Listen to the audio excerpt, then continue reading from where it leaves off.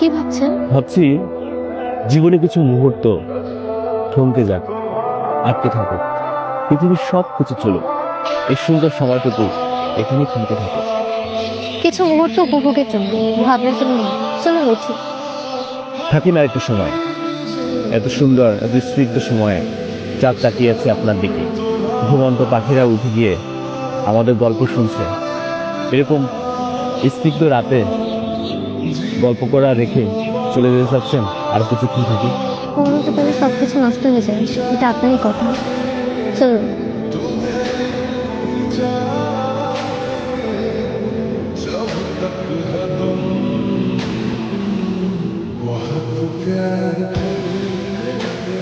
তাই সবুজ, পানি দে পানি দে, শুকাই গেছে।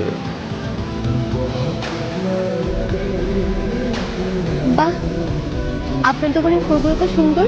ফুল তো সুন্দরই হয়, তবে আজকে আমার দোকানটা বেশ আলোকিত লাগছে। আপনি কি সব ক্রেতাদের সাথে এভাবে কথা বলেন? সবাই যত সুন্দর করে কথা বলে। আপনি কোন ফুলটা নিতে যাচ্ছেন? জানি না। আপনি বলুন তো আমাকে কোন ফুলটা বানাবে? আপনার জন্য গাঁদা ফুল, গাঁদা ফুল সুন্দর হবে। গাঁদা? সবাই তো গোলাপ পছন্দ করে।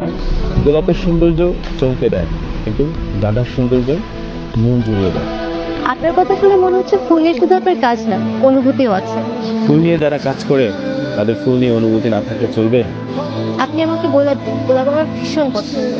আপনি চাইলে আমার এক বাগান গোলাপ নিতে পারেন, তবে লাল গোলাপ না, সাদা। আপনি সাদা গোলাপ না, সাদা কেন?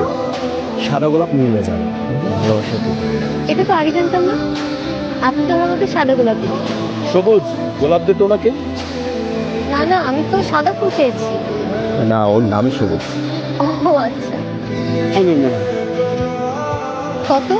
50 টাকা। 50 টাকা রাখিস না, উনি আমার দোকানের ফার্স্ট কাস্টমার, এই জন্য 10 টাকা ডিসকাউন্ট করে 40 টাকা রাখি। আচ্ছা,